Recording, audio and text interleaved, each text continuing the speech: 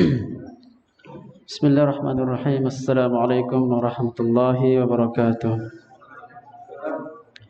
Innal hamdalillah nahmaduhu wa nasta'inuhu wa nastaghfiruh wa na'udzu billahi min shururi anfusina wa min sayyiati a'malina.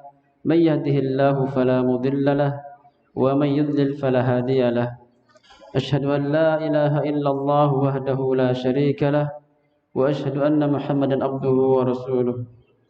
يا أيها الذين آمنوا اتقوا الله حق تقاته ولا تموتن إلا وأنتم مسلمون يا أيها الناس اتقوا ربكم الذي خلقكم من نفس واحدة وخلق منها زوجها وبث منهما رجالا كثيرا ونساء واتقوا الله الذي تساءلون به والأرحام إن الله كان عليكم رقيبا يا أيها الذين آمنوا اتقوا الله وقولوا قولا سديدا يصلح لكم أعمالكم ويغفر لكم ذنوبكم ومن يطع الله ورسوله فقد فاز فوزا عظيما أما بعد فإن أصدق الحديث كتاب الله وخير الهدي هدي محمد صلى الله عليه وسلم وشر الأمور محدثاتها فإن كل محدثة بدعة وكل بدعة ضلالة وكل ضلالة في النار. Alhamdulillah, segala puji bagi Allah yang telah memberikan kepada kita kesempatan dan kesehatan pada malam yang berbahagia ini, yang mana dengan taufik dan hidayah dari Allah Azza wa Jalla kita hadir di majlis al-ilm. Kita hadir belajar ilmu agama, karena belajar ilmu agama adalah merupakan kewajiban setiap muslim dan muslimah, sebagaimana yang Rasulullah SAW sabdakan, talabul ilmi faridatun ala kulli muslim. Belajar ilmu agama merupakan kewajiban setiap muslim. Maka kita bersyukur kepada Allah Azza wa Jalla, di mana Allah arahkan kita, di mana Allah langkahkan kaki kita untuk melaksanakan kewajiban yang Allah wajibkan kepada kita. Dan hendaknya kita hadirkan hati, hendaknya kita hadirkan niat ikhlas dalam belajar, sehingga apa yang kita lakukan sebagai amal saleh dan pemberat amal saleh kita di akhirat. Semoga amal saleh kita ini sebagai saksi di akhirat akan amal saleh yang kita lakukan, karena semuanya akan bersaksi atas kita semua pada hari yang mana mulut kita dikunci, maka tangan dan kaki kita akan berbicara dan menjadi saksi atas apa yang kita lakukan, baik itu merupakan kebaikan atau kejelekan. Dan semoga Allah Azza wa Jalla menerima amal saleh kita dan mengampuni dosa-dosa kita dan amalan jelek yang kita lakukan. Salawat dan salam atas junjungan Nabi kita Muhammad sallallahu alaihi wasallam, sehingga dengan perantara beliaulah, dengan dakwah beliaulah kita dapat melaksanakan sunnah Rasulullah sallallahu alaihi wasallam. Dan sunnah mengikuti Rasulullah sallallahu alaihi wasallam adalah nikmat tersendiri, nikmat yang Allah berikan kepada sebagian hambanya, hamba-hamba yang Allah cintai, hamba-hamba yang Allah ridai. Karena mencintai Rasulullah artinya kita mencintai para sahabatnya dan orang-orang saleh yang mengikuti mereka dengan benar. Maka tidak dikatakan mengikuti Rasulullah ketika seorang membenci sahabat Rasulullah sallallahu alaihi wasallam. Makanya para jamaah kaum muslimin wal muslimat rahimani rahimakumullah, pada malam hari ini kajian kita akan membahas tentang pembatal keislaman yang berkaitan dengan agama Rasulullah sallallahu alaihi wasallam dan para sahabat ridwanullah alaihim ajma'in. Kita masuk pada pembatal keislaman yang kelima. Pembatal Islam yang kelima adalah sebagaimana dalam kitab Nawaqidul Islam. Berkata Syekh Muhammad Ibn Sulaiman At-Tamimi rahimahullah ta'ala dalam kitab Nawaqidul Islam Al-Khamis. Al-Khamis yaitu nomor 5. Yang kelima dari pembatal keislaman adalah man abghada syai'an mimma ja'a bihi Rasul sallallahu alaihi wasallam. Barang siapa yang membenci sedikit dari Rasulullah sallallahu alaihi wasallam, walau amila bihi, sekalipun dia mengamalkannya, dia benci akan tapi dia mengamalkannya, kafara, maka dia kafir. Jadi pembatal keislaman nomor 5 adalah barang siapa yang membenci apa-apa yang datang dari Rasulullah SAW, walau sedikit pun, walau satu amalan, walau satu ajaran, dia benci. Sekalipun dia mengamalkannya, maka dia kafir. Ini pembahasan yang sangat penting sekali, sehingga kita sebagai umat Islam, sebagai umat Nabi Muhammad SAW, kita diperintahkan untuk mutlak mengikuti Allah dan Rasulnya.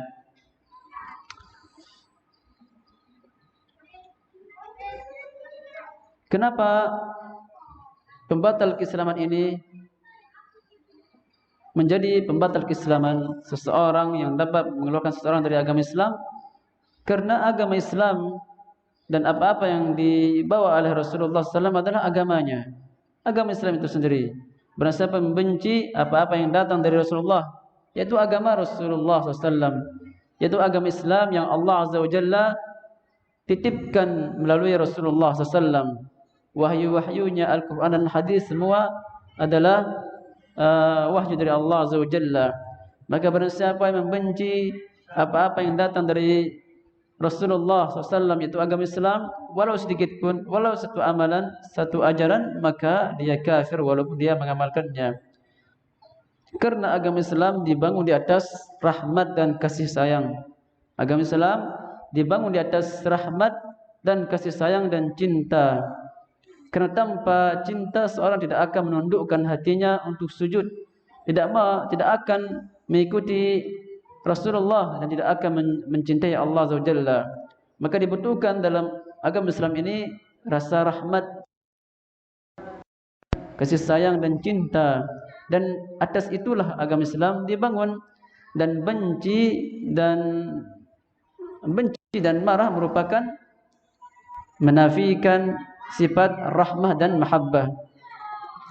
Ketika Islam dibangun di atas kasih sayang dan cinta, maka lawan dari rahmat dan kasih sayang maka merupakan penafian daripada Islam itu dibangun di atas rahmat dan kasih sayang. Makanya cinta dan kasih sayang ini Allah Azza wa Jalla menggambarkannya, atau Rasulullah SAW menggambarkannya dalam sabdanya, yaitu beliau mengatakan, laisa minna man lam yarham sagirana wa lam yuwaqqir kabirana. Laisa minna man lam yarham sagirana. Bukan termasuk golongan kami orang-orang yang tidak menghormati yang kecil, orang-orang yang di bawah umurnya, anak kecil yang baru lahir. Adakah orang tua yang tidak kasih sayang kepadanya?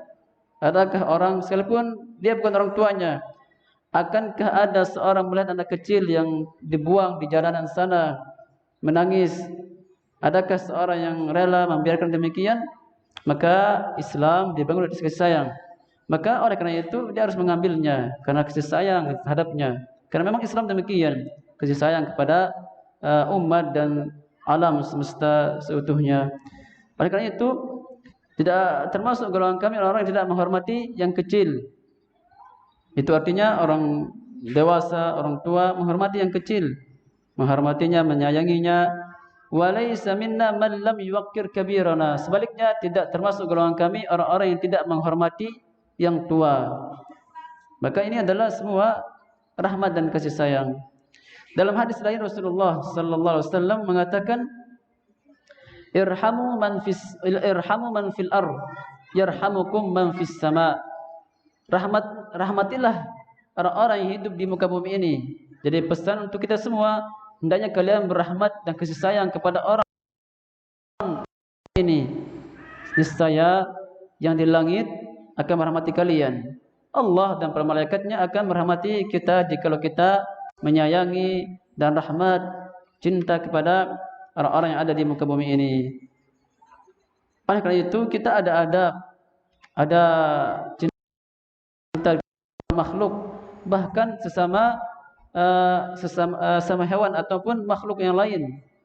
seperti tumbuhan. Kita tidak boleh sembarangan melakukan aksi-aksi yang itu adalah kejelekan akibatnya untuk kita.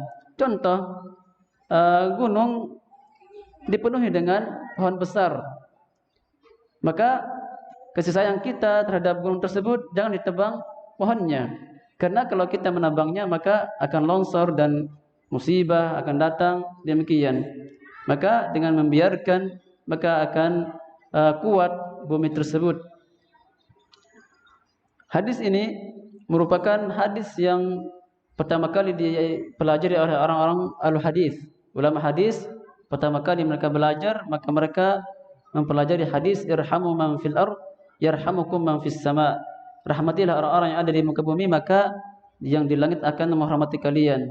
Karena seorang yang mencari ilmu hadis, dia membawa ilmu, membawa agama. Satu hadis yang dicarinya adalah sebuah rahmat untuk semua alam. Karena kalau tidak ada ulama hadis, karena semua sumber hukum agama Islam dari hadis Rasulullah.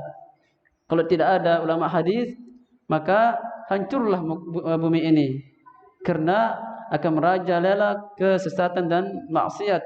Ketika ulama hadis mencari hadis, di sana ada pesan bahwasanya beribadah kepada Allah Azza wa Jalla, jangan membuat syirik, maka akan didahwakan, disampaikan kepada manusia sehingga mereka mengetahuinya, sehingga terjagalah bumi ini. Karena kalaulah bukan karena amal soleh kita dan amal soleh yang ada dan dakwah-dakwah yang diselenggarakan di muka bumi, maka selesailah umur dunia ini. Makanya di akhirat terjadinya hari kiamat ketika yang tersisa hanyalah orang-orang yang jelek. Innama hiya li asraril khalq.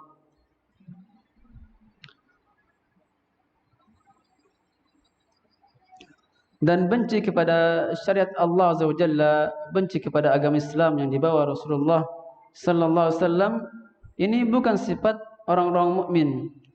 Jadi sifat orang mukmin hendaknya dia rahmat dan mencintai apa yang datang dari Rasulullah sallallahu alaihi wasallam. Karena juga berkaitan dengan keyakinan seorang terhadap agama Islam tersebut. Ketika dia membenci, maka dia menafikan imannya yang ada di dalam hatinya. Dan tidak akan terkumpul kebencian di dalam melaksanakan ajaran Islam. Bagi orang yang mukmin, hendaknya dia ikhlaskan dalam amalannya. Maka seorang mukmin tidak akan dikatakan mukmin jika dia terpaksa melakukannya. Jika dia melakukan amalan namun terpaksa. Makanya orang munafik melaksanakan amalan, akan tapi dia tidak berdasarkan keyakinannya, tidak berdasarkan iman, sehingga dia melaksanakan ibadah, salat, berjihad, akan tapi tetap dikatakan orang munafik, tidak dikatakan seorang mukmin. Maka seorang mukmin tidak ada dalam hatinya kebencian terhadap apa yang datang dari Rasulullah sallallahu alaihi wasallam. Dalilnya adalah, atau dalil pembatal keislaman ini adalah, yaitu firman Allah Azza wa Jalla surat Muhammad ayat ke-9. Dzalika bi annahum karihu ma anzalallah fahbata a'malahum. Dikarenakan mereka membenci apa yang Allah turunkan, itulah sebabnya mereka terhapus amalannya. Amal mereka terhapus semuanya karena mereka membenci apa yang datang dari Allah Azza wa Jalla. Asy-Syaikh Shalih Fauzan hafizahullah taala mengatakan dalam kitabnya Durus wa Syarah Nawaqidil Islam, beliau mengatakan, alladzi anzalallahu ala qismain, yang Allah turunkan kepada manusia ada dua macam. Al-awwal Al-Qur'an, yang Allah turunkan kepada Nabi Muhammad SAW adalah Al-Qur'an. Pertama Al-Qur'an. Wa hadza wahyullah al-awwal, dan ini merupakan wahyu yang pertama, dan dia merupakan rujukan dalam agama Islam, Al-Qur'an. Al-thani as-sunnah allati ja'a biha ar-rasul, yang kedua yang Allah turunkan adalah sunnah yang dibawa Rasulullah sallallahu alaihi wasallam, li'annaha wahyu min Allah, dan sunnah tersebut wahyu dari Allah Azza wa Jalla. Al-Qur'an jelas wahyu dari Allah Azza wa Jalla karena merupakan perkataan Allah Azza wa Jalla. Namun sabda Rasulullah, apa yang diucapkan Nabi, itu termasuk juga wahyu dari Allah Azza wa Jalla. Lalu beliau Syekh Shalih Fauzan menyebutkan firman Allah, "Wa ma yantiqu 'anil hawa in huwa illa wahyun yuha." Tidaklah Nabi Muhammad berucap melainkan berdasarkan wahyu. Tidaklah Nabi Muhammad berucap mengeluarkan sebuah perkataan, pendapat dari hawa nafsunya, melainkan semuanya adalah dari wahyu Allah Azza wa Jalla. Berarti Al-Quran dan Sunnah kedua-duanya adalah wahyu dari Allah Azza wa Jalla. Maka dari itu As-Sunnah merupakan masdar kedua, rujukan kedua yang mana Islam dibangun di atasnya juga. Dan Allah mengatakan dalam surat Al-Hasyr, "Wa ma ataakumur rasul fakhudhuh." Apa yang datang dari Rasul ambillah, amalkanlah. Wa ma nahakum anhu fantahu. Dan apa yang dilarang oleh Rasulullah maka tinggalkannya, tinggalkanlah. Ini dalil bahwasanya kita harus tunduk dan mengambil, terima semua apa yang datang dari Rasulullah sallam. Maka yang dari Rasulullah, maka dia kafir walaupun dia mengamalkannya. Beliau melanjutkan dalam perkataannya, "Fas-sunnah hiyal wahyu tsani wal masdaru tsani min masadiril Islam." Maka dapat dipahami sunnah yaitu perkataan Rasulullah, hadis-hadis Rasulullah dan pernyataan Rasulullah dan sikap Rasulullah merupakan wahyu yang kedua, yang merupakan masdar yang kedua dari masdar-masdar Islam. Karena Islam dibangun di atas dua perkara ini, Al-Quran dan hadis. Rasulullah SAW sabda dalam hadis, "Taraktu fikum amrayn lan tadillu ba'dahuma kitaballah wa sunnati." Saya tinggalkan kepada kalian dua pusaka, dua perkara, yaitu Al-Quran dan Sunnah, dan kalian tidak akan tersesat ketika kalian berpegang teguh dengan keduanya. Maka bagaimana seorang hanya mengamalkan Al-Quran saja, tidak menerima sunnah-sunnah yang datang dari Rasulullah SAW. Syekh Shalih Fauzan mengatakan lagi, "Fa mahabbatullah azza wa jalla wa mahabbatu ma anzalahu a'zam anwa'il ibadah." Maka mencintai Allah dan mencintai apa yang Allah turunkan merupakan ibadah yang paling besar, yang paling agung. Tsumma mahabbatur rasul wa mahabbatu sunnatih. Dan kemudian cinta kepada Rasulullah, yaitu Nabi Muhammad sallallahu alaihi wasallam, dan juga cinta kepada sunnah-sunnahnya merupakan cinta kepada Allah dan Rasulnya, karena dua sesuatu yang tidak bisa dipisahkan. Maka barang siapa yang membenci salah satunya, maka dia bukan seorang muslim, maka dia kafir. Maka ini bantahan kepada satu kelompok yang dikatakan oleh para ulama dengan Al-Quraniyun, orang-orang yang hanya mengamalkan Quran saja. Atau ada lagi istilahnya kelompok ingkar sunnah. Ada orang-orang yang mengingkari sunnah, dia hanya mengamalkan Al-Quran. Kalau di Indonesia apa namanya? Ahmadiyah. Kelompok Ahmadiyah, kelompok sesat, bahkan kafir. Makanya di negara Indonesia tidak boleh ada Ahmadiyah. Benar? Benar. Ahmadiyah. Mereka mengamalkan Al-Quran saja. Namanya mereka Al-Quraniyun atau ingkar sunnah. Jadi orang-orang yang mengingkari sunnah Rasulullah ini adalah banyak dari zaman ke zaman, dari zaman dahulu. Makanya para ulama menulis sebuah kitab, judulnya adalah Hujjahnya Sunnah Rasulullah. Bahwasanya sunnah Rasulullah adalah hujjah, hadis-hadis yang disabdakannya hujjah. Jadi Al-Quran kita meyakini Allah yang mengucapkannya, sehingga kita mengatakan dia hujjah. Tapi hadis Rasulullah ini perkataan Rasulullah, termasuk juga hujjah untuk membela sunnah Rasulullah SAW. Berarti intinya ada yang mengingkari sunnah Rasulullah, tidak mau memakai hadis-hadis yang sampai ke Rasulullah SAW. Maka kafir orang-orang yang tidak menggunakan sunnah Rasulullah SAW. Maka kelompok Quraniyun, orang-orang yang hanya mengamalkan Quran dan tidak mengamalkan sunnah Rasulullah, mereka keluar dari agama Islam. Syekh Muhammad, yaitu pengarang kitab ini, Syekh Muhammad At-Tamimi, pengarang kitab An-Nawaqidul Islam, juga menulis sebuah kitab yang berjudul Fadlul Islam. Di dalam kitab tersebut beliau menulis sebuah bab, judulnya adalah Babu Wujubil Istighna bi Mutaba'atir Rasul an kulli ma siwa. Bab pembahasan wajibnya kita mengikuti dan wajibnya kita cukup dengan mengikuti Rasulullah SAW dan tidak membutuhkan selainnya. Summa zakara adillah. Kemudian Syekh yaitu Syekh Muhammad menyebutkan dalilnya yaitu pada PDF kitab Tanbihul Anam pada halaman 30. Beliau menyebutkan dalilnya adalah wa nazzalna 'alaikal kitab tibyanan likulli syai'. Kami turunkan kepada engkau kitab Al-Qur'an sebagai penjelasan likulli syai' terhadap segala sesuatu, wa huda dan sebagai petunjuk, wa rahmah sebagai rahmat, wa busyra lil mu'minin dan sebagai kabar gembira bagi kaum mukminin. Karena turunnya Al-Qur'an dan hadis sebagai kabar gembira bagi kita, karena kita umat beragama. Apa landasannya? Apa dasarnya? Kalau tidak ada dua pusaka ini, Al-Quran dan hadis, maka bagaimana kita akan memahami agama kita? Bagaimana kita akan sholat dan berpuasa? Makanya dengan adanya Al-Quran dan hadis, maka kita ada petunjuk, ada pedoman. Makanya kita disuruh untuk menjadikan pedoman kita adalah Al-Quran dan hadis, bukan pedoman nenek moyang, bukan pendapat-pendapat yang menyimpang dari Al-Quran dan hadis. Di dalam hadis Rasulullah SAW disebutkan bahwasanya Rasulullah SAW marah dalam hadis ini, yaitu anna Nabiya SAW ghadiba hina ra'a Umar sahifatan fiha syai'un min at-Taurat.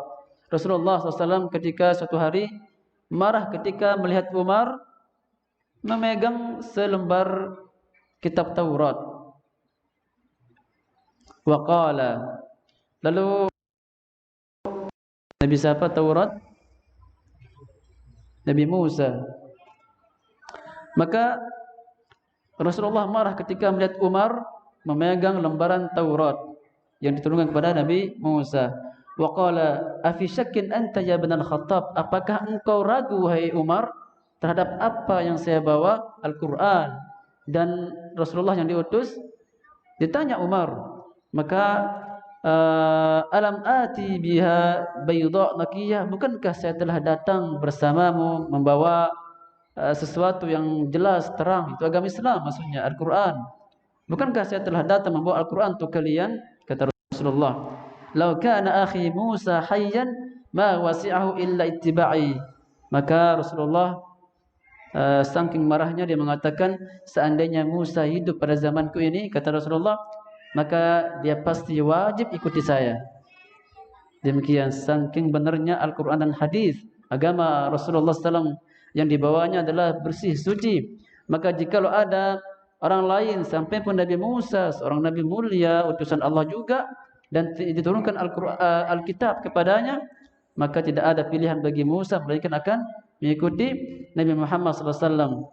Dan benar di akhir zaman Nabi Isa yang diangkat akan turun kembali, akan mengikuti agama Rasulullah SAW, bukan agama Nabi Isa, bukan, akan mengikuti agama Rasulullah SAW, membunuh babi dan menghancurkan patung-patung dan seterusnya.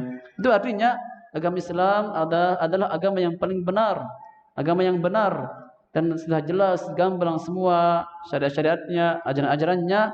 Maka bagaimana boleh seorang membenci apa yang datang dari Rasulullah SAW? Maka dihukumi kafir orang-orang yang membenci apa yang datang dari Rasulullah SAW, karena sesuatu yang gamblang, sesuatu petunjuk yang datang dari Allah dan Rasulnya, lalu bagaimana dia akan membencinya?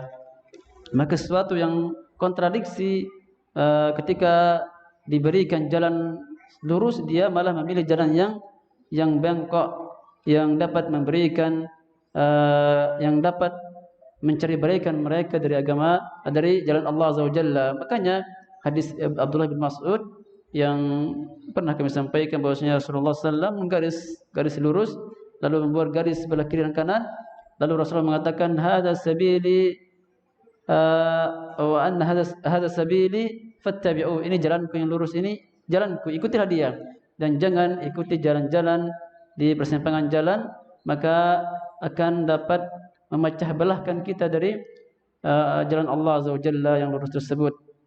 Makanya seorang penyair mengatakan ketika dia bangga dengan kebenaran yang dia miliki, hendaknya dia mengatakan fahadza huwal haqqu ma bihi khafa'u, ini adalah kebenaran yang satu-satunya benar. Fada'ani an bunayyatit tariq, maka tinggalkan aku dari persimpangan jalan, jangan ajak aku kepada jalan yang bengkok tersebut. Tinggal biarkan aku berjalan lurus menuju jalan yang lurus tersebut. Dan itu perintah Allah Azza wa Jalla, wa anna hadha sirati mustaqiman fattabi'uhu wa la tattabi'us subula fatafarraqa bikum an sabilih. Ini jalanku yang lurus, ikutilah, dan jangan kalian mengikuti persimpangan-persimpangan jalan yang dapat mencerai-beraikan dari kalian dari jalan yang lurus tersebut. Maka di sini kita tambahkan lagi penjelasan bahwasanya sebelumnya kita nukilkan hadis Rasulullah SAW menguatkan akan sunnah Rasulullah SAW adalah wahyu yang benar, wahyu yang wajib diikuti. Rasulullah SAW mengatakan, ala inni utitul Qur'an wa mithlahu ma'ahu. Saya diberikan Al-Qur'an, Al-Qur'an yang kita baca, wa mithlahu ma'ahu, dan ada yang serupa bersamanya. Para ulama mengatakan yaitu sunnah Rasulullah SAW, hadisnya Rasulullah SAW. Maka ini adalah dalil jelas bahwasanya wajib sunnah Rasulullah sallallahu alaihi wasallam. Maka dari sini jelaslah kesesatan orang-orang yang hanya menggunakan Al-Qur'an dan tidak menggunakan al-hadis. Dan para ulama menjelaskan bahwasanya sunnah tersebut merupakan Islam, dan Islam itu sendiri, sunnah itu sendiri. Jadi dua sesuatu yang tidak bisa dipisahkan, dua perkara yang tidak bisa dipisahkan. Apa itu sunnah yang dimaksud di sini? Sunnah para jamaah bukan sunnah rawatib, bukan sunnah salat qabliyah ba'diyah, bukan. Sunnah ini artinya adalah, pada asal arti sunnah adalah jalan. Sunnah Rasulullah berarti jalan Rasulullah, ibadahnya, keyakinannya, akhlaknya, adabnya, sikapnya. Terkadang beliau diam, terkadang beliau marah, itu semua sunnah Rasulullah SAW. Maka semua hujjah. Di dalam ilmu usul fikih dibahas panjang lebar apa maksud daripada sunnah. Ada pun sunnah puasa Senin Kamis sunnah, tapi itu maksudnya adalah sunnah yang sifatnya di antara makna sunnah, dan itu makna belakangan. Asal makna sunnah adalah kehidupan Rasulullah SAW, ibadahnya, akhlaknya, keyakinannya, itu sunnah Rasulullah SAW. Maka barang siapa yang membenci apa yang datang dari Rasulullah, maka sejatinya dia benci kepada agama Allah Azza wa Jalla. Maka hendaknya mereka memahami, orang-orang yang mengamalkan Al-Quran saja, bahwasanya sunnah Rasulullah adalah juga wahyu Allah Azza wa Jalla, dan itu Islam. Sunnah Rasulullah juga Islam. Makanya kalau mereka tidak mengetahui, maka hendaknya mereka mengetahui dan mempelajarinya dan belajar bahwasanya sunnah Rasulullah adalah merupakan agama Islam itu sendiri. Alangkah bagusnya apa yang dikatakan oleh seorang penyair, fa in kunta fatilka musibah. Jika engkau tidak mengetahui bahwasanya sunnah itu Islam, maka musibah. Musibah seorang tidak mengetahui sunnah itu wahyu. Sunnah Rasulullah adalah Islam, musibah. Wa in kunta tadri fal musibatu a'zam. Namun jika engkau mengetahui bahwasanya sunnah Rasulullah itu termasuk Islam yang wajib diamalkan, wahyu Allah, tapi kalian tidak mengamalkannya, maka musibahnya lebih besar lagi. Karena seorang mengetahui ilmu kebenaran, sifatnya orang-orang Yahudi yang mereka mengetahui kebenaran namun tidak mengamalkannya.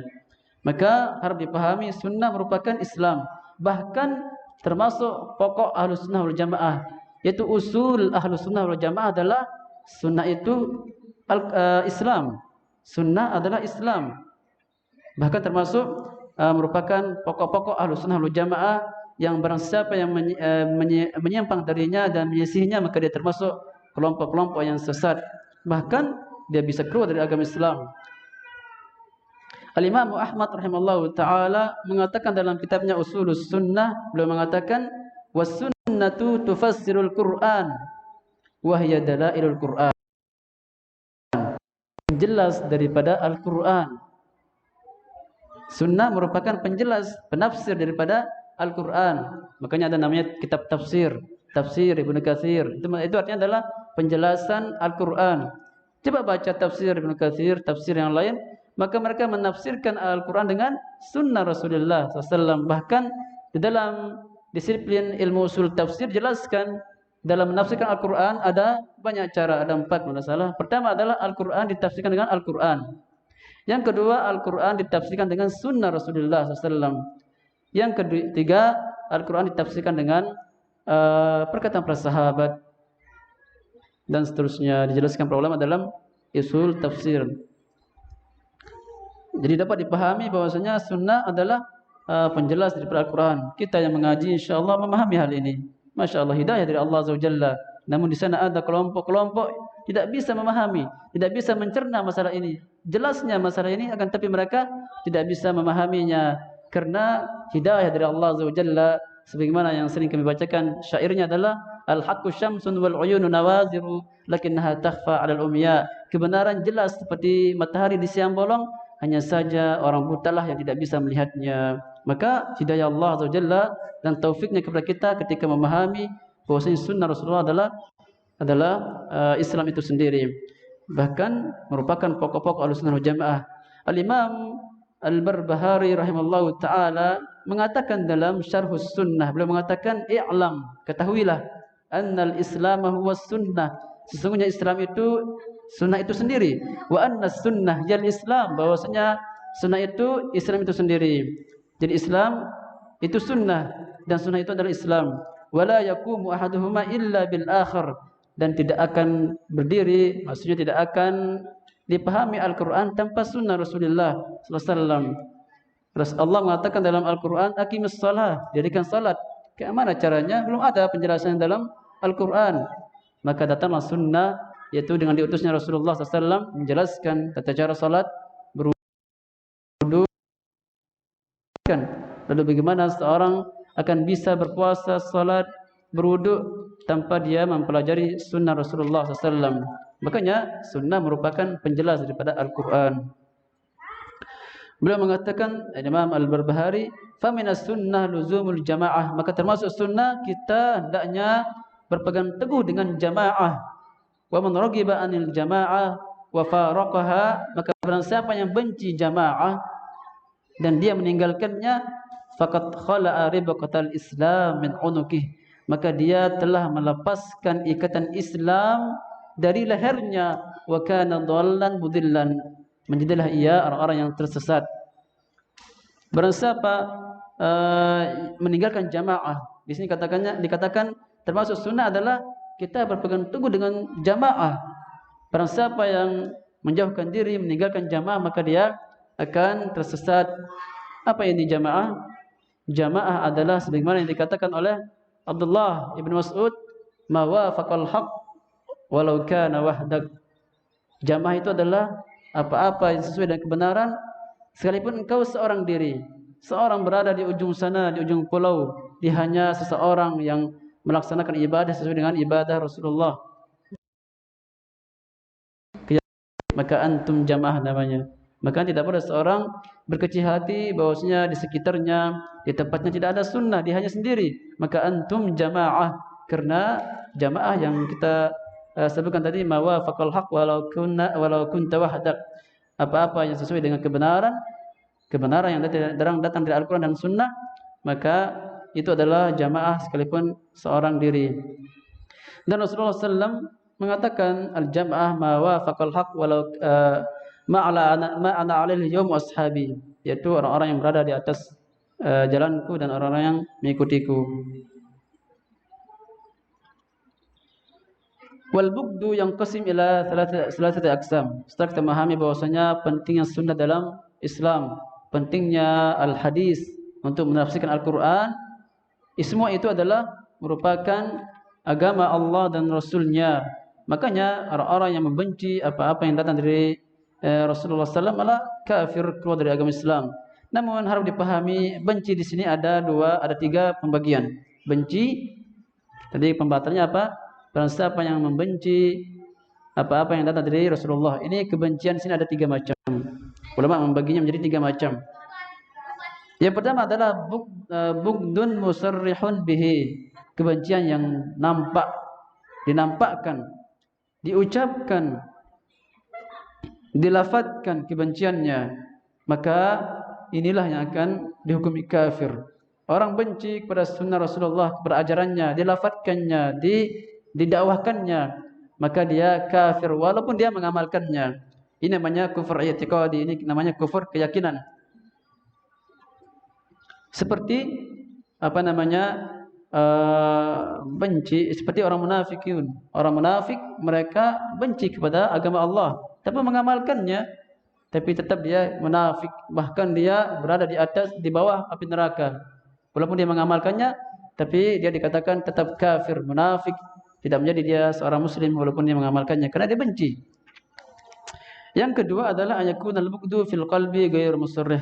Ada namanya benci namun tidak nampak, namun dia mengamalkannya, maka ini namanya kufur nifaq. Yang ketiga berjamaah, benci yang didasari oleh hawa nafsu. Dia benci syariat Nabi Muhammad SAW, dia benci agama Rasulullah, namun bukan karena memang keyakinannya demikian, membenci agama Allah, namun dia benci karena memang hawa nafsunya, bahwasanya nafsunya tidak bisa menerimanya. Maka ini tidak dikafirkan. Apa contohnya? Termasuk agama Rasulullah, agama Allah Azza wa Jalla. Misalnya kalau orang yang mencuri maka potong tangan, orang yang berzina maka dirajam, dan orang yang orang berzina dari kalangan anak muda maka dicambuk, dan berzina dari kalangan orang-orang yang sudah menikah dirajam sampai meninggal. Jika orang membunuh orang lain maka dia dibunuh juga, qisas namanya. Ini hukum Allah Azza wa Jalla, agama Rasulullah. Maka barang siapa yang membenci itu karena dia hawa nafsunya, ini tidak dikafirkan. Potong tangan, orang mencuri dipotong tangannya.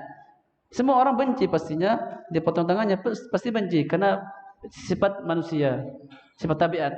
Nah, ini tidak dikafirkan. Ya.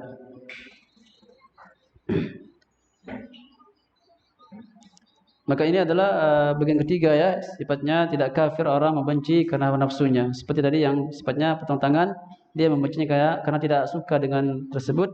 Maka ini namanya kebencian yang tabi'i yang tidak dikafirkan.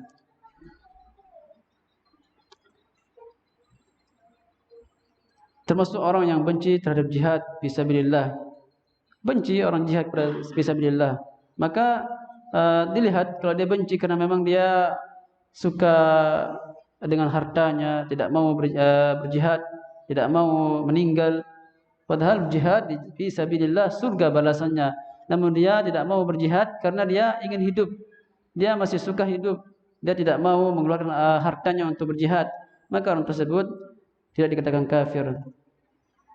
Adapun orang-orang munafik, maka dia dari awal sampai akhir dia membenci agama Rasulullah SAW. Maka walaupun dia berjihad, maka dia tetap kafir, bahkan dia berada di bawah api neraka. Dan termasuk yang terakhir para jamaah kaum muslimin wal muslimat rahimani rahimakumullah, yang terakhir termasuk sunnah Rasulullah SAW adalah mencintai para sahabat radhiyallahu alaihim ajmain. Maka barang siapa yang membenci mereka, maka mereka melakukan kesesatan yang besar, karena bagaimana juga bahwasanya Al-Qur'an dan hadis ada perada zaman Rasulullah, dan zaman Rasulullah adalah zaman sahabat radhiyallahu alaihim ajma'in. Dan kita diperintahkan untuk mencintai sahabat. Maka karena itu mencintai sahabat merupakan akidah Ahlussunnah wal Jamaah. Tidak ada yang membencinya melainkan orang-orang yang tersesat jalannya. Rasulullah SAW sabda dalam hadisnya, la tusubbu ashabi, jangan kalian mencaci maki sahabatku. Falau anna ahadakum anfaqa misla ahudin zahaban ma balagha mudda ahadihim wala nasifah. Jangan kalian caci maki sahabatku, jangan mencelanya. Wallah, demi Allah, seandainya kalian berinfak dengan segunung emas, dan sahabat berinfak dengan satu umud, yakni anggaplah satu genggam beras, maka niscaya tidak akan menyamai pahala sahabat yang satu genggam dengan emas satu gunung yang kita infakkan. Saking jauh perbedaan antara sahabat dengan kita. Lalu bagaimana seorang mencela sahabat Rasulullah SAW? Pertanyaan, apakah ada orang-orang yang mencela sahabat? Ada, bahkan dari zaman Rasulullah SAW. Bahkan fitnah yang besar-besaran adalah orang-orang yang membenci sahabat Rasulullah SAW. Dari zaman sahabat terjadi orang-orang yang membenci sahabat. Mereka mengatakan sepeninggal Rasulullah semua sahabat murtad, keluar dari agama Islam kecuali beberapa orang. Ini orang-orang yang membenci sahabat Rasulullah SAW, yang mana mereka itu dari zaman ke zaman mesti ada. Makanya kita mencintai sahabat, bahkan menjadi manhaj Ahlussunnah wal Jamaah adalah pemahaman sahabat Rasulullah sallallahu alaihi wasallam. Maka jelas insyaallah dari segi mana dikatakan orang yang membenci apa yang datang dari Rasulullah adalah kafir, karena memang kita diperintahkan untuk taat kepada Allah dan Rasulnya, dan juga agama Islam dibangun di atas rahmat dan kasih sayang. Maka benci bukanlah termasuk sifatnya orang-orang mukmin. InsyaAllah ini yang dapat kami sampaikan pada kajian kita kali ini. InsyaAllah kita akan lanjutkan pada pertemuan berikutnya. Silakan jika ada soal jawab.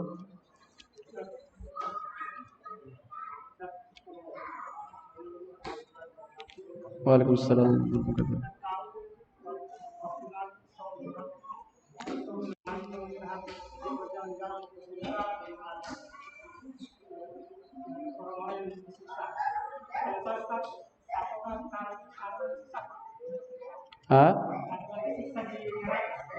Sekarang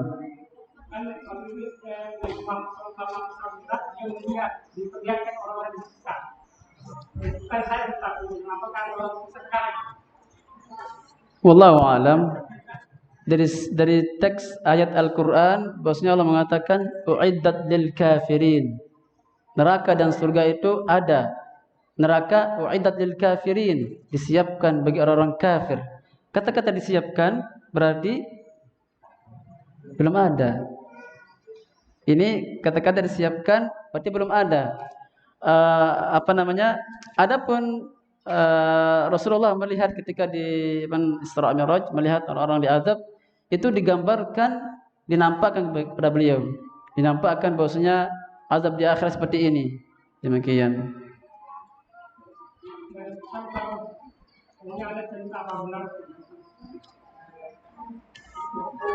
Orang tua disiksa sama malaikat,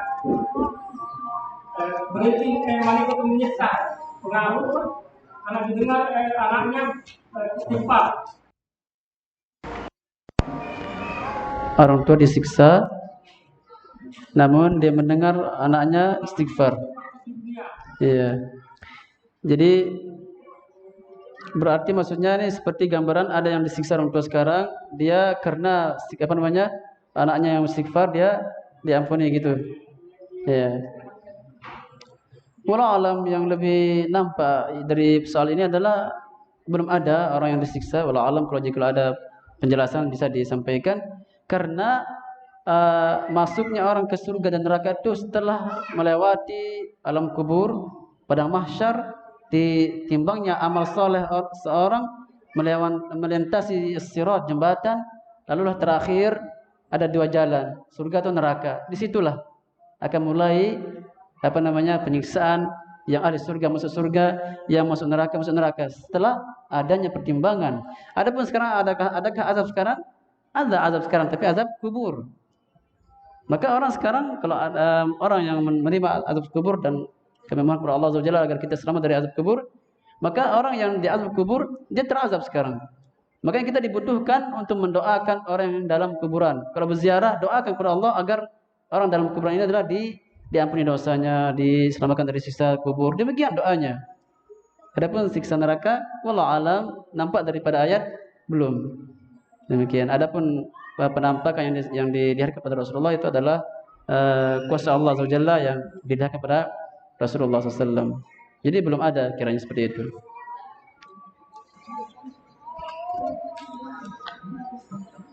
Sama dengan surga, demikian. Allah alam. Atau ada yang punya jawaban? Yang lain berjamaah? Wallahu alam, apakah yang kami pahami, wallahu alam, itu belum ada orang yang hanya disiapkan. Demikian. Disiapkan berarti lagi disiapkan bahan-bahannya, bahan bakarnya disiapkan. Bahkan di zaman Rasulullah SAW, Rasulullah ketika duduk bersama sahabat, ada hempasan batu, suaranya besar, kayak apa gitu, besar suaranya. Sahabat ditanya, tahukah engkau suara apa tadi? Kayak gempa mungkin. Maka sahabat mengatakan tidak. Maka Rasul mengatakan itu batu yang jatuh di neraka jahanam paling bawah, yang dilemparkan dari ratusan tahun kemarin, sekarang di datang dasarnya. Itu bahan-bahannya. Orangnya wallahu alam belum insyaallah karena itu disiapkan kata hadisnya, ayatnya wallahu alam. Khair insyaallah.